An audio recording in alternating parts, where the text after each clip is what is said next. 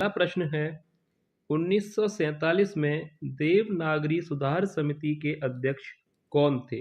Option A Kalelkar, या option B Sampurnanand, या option C Narendra देव, या ऑप्शन डी नरेंद्र कुमार। तो देखिए इस प्रश्न का राइट आंसर क्या होगा? ऑप्शन सी यहाँ पर राइट आंसर हो जाएगा। याद रखिएगा, देवनागरी सुधार समिति के अध्यक्ष कौन थे? नरेंद्र देव। ठीक है, याद रखिएगा 1947 में देवनागरी सुधार समिति के अध्यक्ष कौन थे? तो याद रखिएगा ऑप्शन सी राइट हो जाएगा, नरेंद्र देव। अब इसके बाद देखिए अगला प्रश्न आपसे पूछा गया है। देखिए प्रश्न है कि 4 इंच की कलम के लेखक हैं। ऑप्शन दिए गए हैं महादेवी वर्मा, सुधा चौधरी, कुसुम वियोगी, या वियोगी हरि। तो राइट आंसर क्या होगा? यह रचना जो है किस लेखक की है? 4 इंच की कलम जो रचना है इसके लेखक कौन है? तो याद रखिएगा राइट आंसर हो जाएगा ऑप्शन सी कुसुम वियोगी। ठीक है, याद रखिएगा 4 इंच की कलम के रचनाकार अगर आपसे पूछा जाए तो याद रखिएगा कुसुम वियोगी इस प्रश्न का राइट आंसर होगा। अब इसके बाद देखिए आगे यहाँ पर आपसे देखिए प्रश्न संख्या 3। तीसरा प्रश्न है कि सिद्ध कवियों द्वारा प्रयुक्त भाषा को कहते हैं। यह प्रश्न आपकी परीक्षा के लिए काफी महत्वपूर्ण प्रश्न है, तो इसका जो आंसर है आप लोग ध्यान से देख लीजिएगा। सिद्ध कवियों द्वारा प्रयुक्त भाषा को क्या कहा जाता है? ऑप्शन ए अबहट्ट भाषा, या पिंगल भाषा, या ऑप्शन सी डिंगल, या ऑप्शन डी संधा भाषा। तो देखिए सिद्ध कवियों द्वारा प्रयुक्त भाषा को कहा जाता है संधा भाषा है। ऑप्शन डी इस प्रश्न का राइट आंसर हो जाएगा। सिद्ध कवियों द्वारा प्रयुक्त भाषा को कहा जाता है संधा भाषा। ठीक है, विकल्प यहाँ पर डी राइट आंसर हो जाएगा। अब इसके बाद देखिए प्रश्न संख्या 4। पहले ही मैं आपको बता चुका हूं कि जो प्रश्न है वो काफी महत्वपूर्ण है, तो आप लोग वीडियो को स्किप मत कीजिएगा, ध्यान से एक एक प्रश्न को जरूर देखिएगा। अब देखिए प्रश्न संख्या 4 है, ठेठ हिंदी का ठाठ रचना के लेखक हैं। ठेठ हिंदी का ठाठ रचना के लेखक हैं। ऑप्शन दिए गए हैं किशोरी लाल, या ऑप्शन बी रामचंद्र शुक्ल, या ऑप्शन सी फणीश्वर नाथ रेणु, या अयोध्या सिंह उपाध्याय हरिऔध। तो इस प्रश्न का राइट आंसर हो जाएगा अयोध्या सिंह उपाध्याय हरिऔध, यानी ऑप्शन डी इस प्रश्न का राइट आंसर है कि ठेठ हिंदी का ठाठ रचना के लेखक हैं अयोध्या सिंह उपाध्याय हरिऔध जी, यानी विकल्प डी इस प्रश्न का राइट आंसर हो जाएगा। याद रखिएगा ये रचना परीक्षा में पूछी जा चुकी है और हो सकता है कि आपकी परीक्षा में भी ये प्रश्न बने, तो याद रखिएगा ठेठ हिंदी का ठाठ के लेखक हैं अयोध्या सिंह उपाध्याय हरिऔध। अब इसके बाद देखिए प्रश्न संख्या 5। देखिए पांचवा प्रश्न आपसे पूछा गया है, ठेठ हिंदी का ठाठ रचना का शीर्षक है। दिए गए हैं ऑप्शन देखिए, मारे गए गुलफाम, या सती सुखदेवी, देवबाला, या ऑप्शन डी आदर्श बाला। तो देखिए ठेठ हिंदी का ठाठ रचना का यहाँ पर दूसरा शीर्षक आपसे पूछा गया है, यानी एक तरह से कहें तो दूसरा नाम आपसे पूछा गया है कि इस रचना का दूसरा नाम क्या है। तो देखिए राइट आंसर यहाँ पर हो जाएगा देवबाला, ऑप्शन सी। याद रखिएगा ठेठ हिंदी का ठाठ रचना का जो दूसरा शीर्षक है, ये प्रश्न आ सकता है, ध्यान से देख लीजिएगा, तो राइट आंसर हो जाएगा देवबाला। ठीक है, याद रखिएगा। अब इसके बाद देखिए आगे प्रश्न संख्या 6। देखिए प्रश्न है, बिगड़े का सुधार रचना का शीर्षक है। बिगड़े का सुधार रचना का शीर्षक है। ऑप्शन दिए गए हैं मारे गए गुलफाम, या ऑप्शन बी सती सुखदेवी, या ऑप्शन सी देवबाला, या ऑप्शन डी आदर्श वाला। तो राइट आंसर यहाँ पर क्या होगा? तो याद रखिए सती सुखदेवी।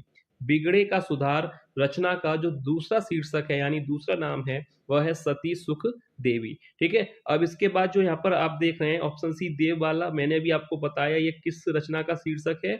ठेठ हिंदी का ठाठ, याद रखिएगा। और आदर्श वाला ये भी मैं आपको यहीं पर बता दूं, देखिए आदर्श वाला अगर आपसे पूछा जाए तो ये है लवंग लता, जो कि किशोरी लाल की रचना है।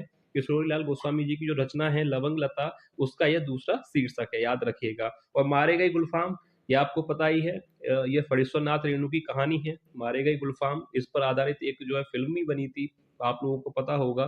तो देखिए मारे गए गुलफाम के जो लेखक हैं वह हैं फणीश्वर नाथ रेणु। अब इसके बाद देखिए यहां तक आपको क्लियर है। अब इसके बाद देखिए प्रश्न संख्या 7। सातवां प्रश्न आपसे पूछा गया है, हिंदी नवरत्न के लेखक हैं? ऑप्शन दिए गए हैं, आचार्य रामचंद्र शुक्ल हैं, बच्चन सिंह हैं, नामवर सिंह हैं या मिश्र बंधु हैं।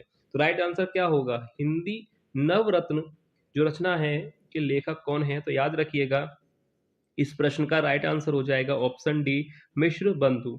ठीक है, क्लियर है आपको? मिश्र बंधु याद रखिएगा, यह प्रश्न आ सकता है। हिंदी नवरत्न रचना के लेखक अगर आपसे पूछा जाए तो मिश्र बंधु राइट आंसर हो जाएगा।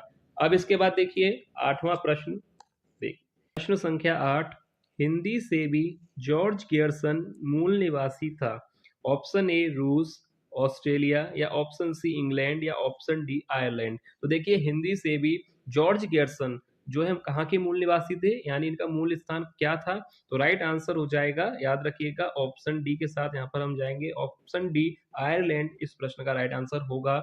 जॉर्ज गियर्सन कहाँ के मूल निवासी थे? तो याद रखिएगा आयरलैंड के, ऑप्शन डी यहाँ पर इस प्रश्न का राइट आंसर हो जाएगा। अब इसके बाद देखिए आगे यहाँ पर प्रश्न आपसे पूछा गया है। देखिए प्रश्न संख्या 9, हिंदी से भी फ्रेडरिक पिंकार्ट मूल निवासी था?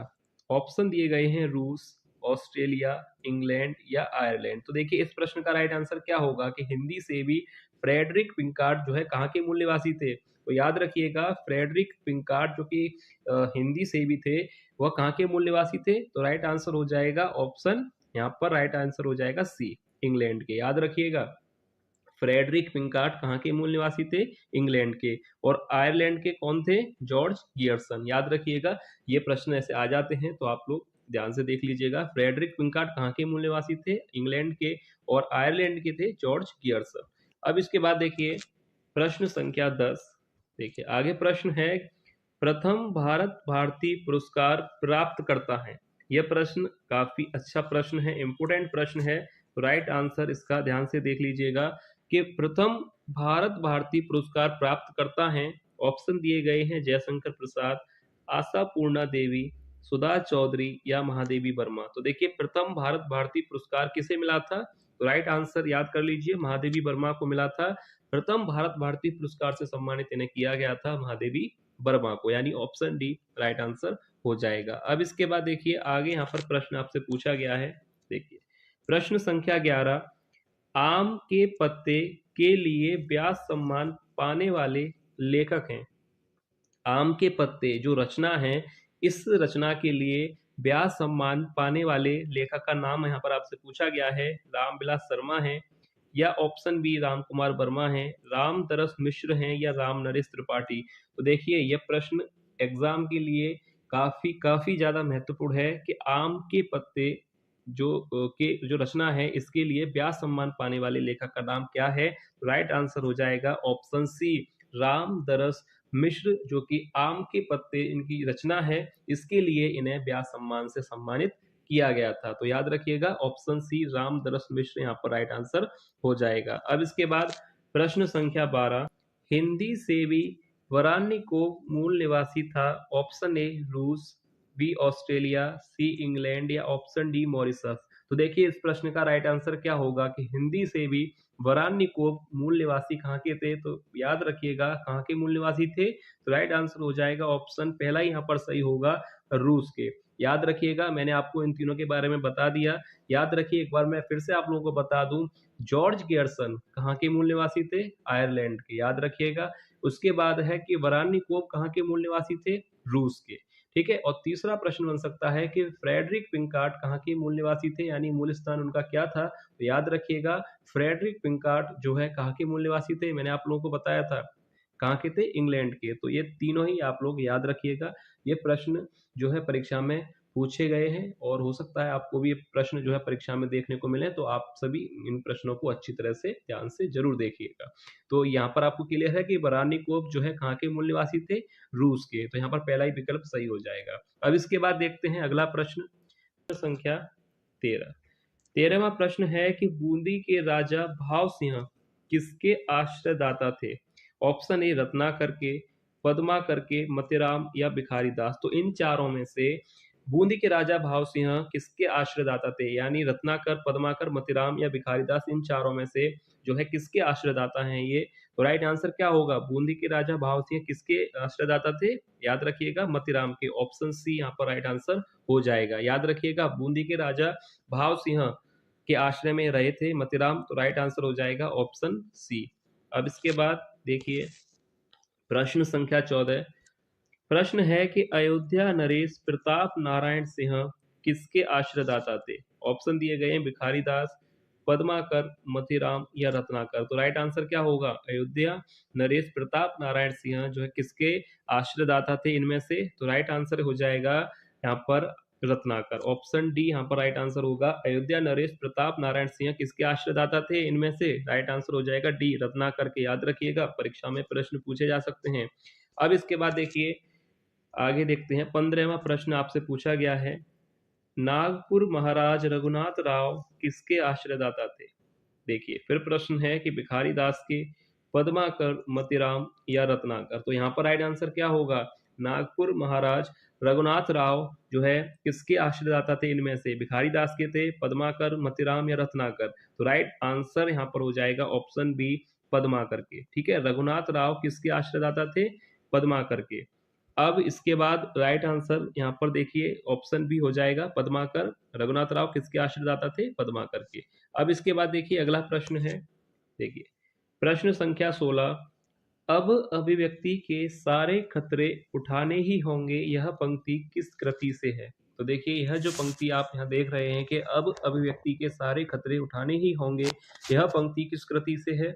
ऑप्शन ए अग्निशिखा, बी आधा गांव, या ऑप्शन सी नदी के द्वीप, या ऑप्शन डी अंधेरे में। तो राइट आंसर क्या होगा? यह जो पंक्ति है वह किस कृति से ली गई है? तो याद रखिएगा अब अभिव्यक्ति के सारे खतरे उठाने ही होंगे, ये जो पंक्ति है ली गई है, कृति का नाम है अंधेरे में। ठीक है, याद रखिएगा। और ये जो रचना है इसके अगर लेखक आपसे पूछा जाए तो लेखक का नाम भी मैं आप लोगों को बता दूं, गजानन माधव मुक्तिबोध की रचना है।